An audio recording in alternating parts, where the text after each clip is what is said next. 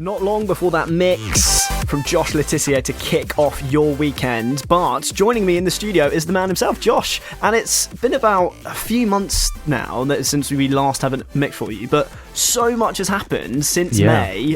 Firstly, evening, thanks for coming in. How are you doing? Yeah, I'm really good, thanks so much for having me. That's okay. You must be absolutely buzzing because today's been a big day for you. You released an official remix. Tell me a bit more about what the official remix is, who it's for. Yeah, sure. So the official remix is for a song called OMG, which came out about a month ago. It's for Griffin and Carly Rae Jepsen. So, how did that come about?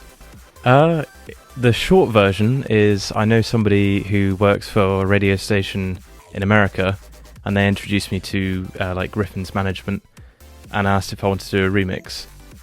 And we sort of went from there, and it happened pretty quickly. Yeah, so have you ever made contact or spoken directly to either Griffin or Carly Rae Jepsen? No, unfortunately not. No, but who knows? Because the remix came out today, so it could still happen. But yep. This is such a big thing for you. This has been, and you've had to keep it under wraps for quite a while as well. Yeah, that's true. I think I made it because I made it in a whole weekend. I basically just smashed it out over a whole weekend, and that was about 5 weeks ago. And I only sort of found out it was officially happening about 2.5 weeks ago. But it's a whole confidential thing. So I actually got sent the remix parts before the original even came out, and they had to send me the original, and they said do not share this with anyone because it's not even been released yet. So it was quite a bizarre thing. Yeah, that is weird. It must be all kind of quite new to you as well. This is sort of your first official remix, right? Yep. Yeah, and this is all new to you. It's all really exciting. And it came about in a cool way as well. So is it because you had that connection? And now that you have those connections, do you think that might grow into something bigger and more exciting? And yeah, that would be great. I've had quite a professional relationship with them so far. So hopefully the remix performs well, and then hopefully more stuff comes. So you said you smashed it out in a weekend. Is that quite quick usually for a track, like remixing a song? Yeah, I mean, it took me probably the same number of hours that it would take to do a bootleg of another song or an original. But this time, because they wanted it as soon as possible, I just felt like I had to just do it in one weekend and just get it done and back to them. And what's your process like? Do you literally just lock yourself in a studio, lock yourself in a room, just smash it out, or do you take regular breaks and do stuff do you listen to other music in between, or are you just obsessed with this one song? Yeah, pretty much obsessed with that one song. I set a timer on my phone every 2 hours or so, and then have a break, have a glass of water, just kind of have 5-10 minutes away from the screen, and then get back to it. Yeah, because that song, it features in tonight's mix. It's the first track on there, and is it weird and kind of hearing people listen to it for the first time, getting their reaction? People have been receiving it really well and stuff. Yeah, so far so good. I've had quite a lot of people that already follow me message me, friends, family, and some fans that are really liking it. And then I've had a few messages from people that didn't follow me before, but have now started following me because Griffin and Carly Rae Jepsen have shared it with their fans, and you get to feed off of that, which is really cool. That is really cool. And last time you were here, you were saying you have quite a big following in Germany. Is that sort of have you found that any other places away from the Channel Islands have picked up and really gone for the remix?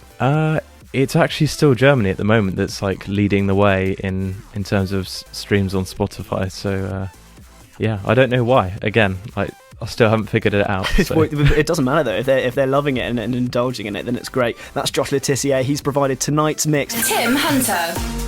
Not long now before that mix from Josh Tissier, he's still in the studio, and he's in that mix. We're going to have that remix from Carly Rae Jepsen and Griffin, OMG, provided by you. But you've got a few more of your own tracks. You were talking there about doing bootlegs and stuff. Some of your own bootlegs feature in tonight's mix as well, don't they? Yeah, that's right. I think there's a total of four bootlegs. One I collaborated with this Dutch guy called Bewes, and there's actually another one of his bootlegs of Ed Sheeran in there as well. Yeah, and so obviously huge news today about the official remix for that track, but that's not the only big thing that's happened to you sort of since I last saw you in May as well, because your track got played at a small festival called Tomorrowland, right? Yeah. So firstly, were you there? And if not, how did you find out? No, I wasn't there. I've never actually been to Tomorrowland because it's really difficult to get tickets. But I think I was actually preparing to DJ at Fusion one night, and then it was the weekend of Tomorrowland. And then it was actually my girlfriend that said to me, I think your remix is my bootleg then has just been played at Tomorrowland. And I sort of thought, that doesn't sound right, because I didn't even really send it to anybody like that was playing. So yeah, and then I checked on this website called tracklist.com that kind of features what all the big DJs play and at different festivals, and sure enough, yeah, my bootleg or cover of Insomnia was there, which is crazy. That is crazy. That features in tonight's mix as well, so make sure you lock in to hear that. But that's just wild as well. And who was the DJ that played it?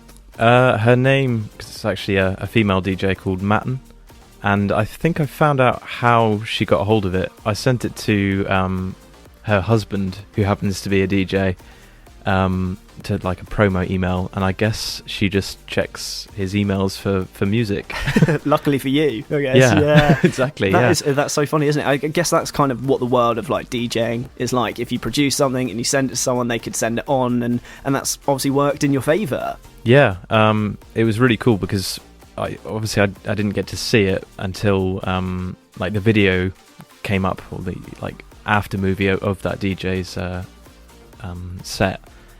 And then actually watching her play it was just like amazing to see people like jumping up and down, and yeah, it's really cool. That is just so crazy, and it must be so weird, like seeing all those people jumping up and down, and it must have done quite well for you, sort of for your profile and stuff. Were people checking in with you on social media after that got played? I don't think anybody messaged me because of it, but I did check the amount of Shazams that bootleg got, and it like, you saw the graph and it literally spiked at that exact day, and I think it went up to like 600 or 700 like that day. That's crazy. Yeah, because I mean that's basically the biggest like electronic music festival, I guess, in the world, isn't it? It's over a couple of different weekends and stuff. So the amount of people that would have heard that is just insane, isn't it? Yeah, and it was cool that they decided to get their phone out and Shazam it as well. Yeah, definitely. Obviously, that track featuring in tonight's mix alongside your remix of OMG. What else can people expect just before 8:30 tonight? There is my Someone You Loved bootleg, which has been gaining a lot of traction in America. There's actually quite a cool story about that. So I released the Someone You Love by Lewis Capaldi bootleg back in like April.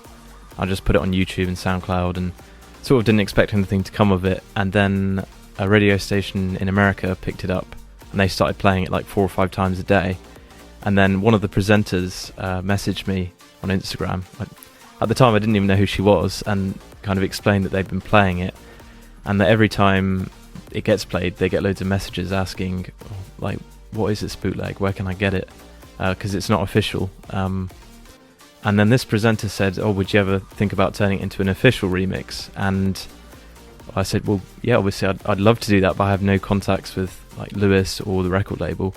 And then they do have contacts, so she like copied me into an email, and they're kind of working on that now, hopefully. That is incredible, and it all seems like it's going so well for you, and you've provided tonight's mix. Josh, thanks so much for coming in. Your mix coming up very, very shortly, but I've got one more track from Paul Woolford and Karen Harding. This is You Already Know.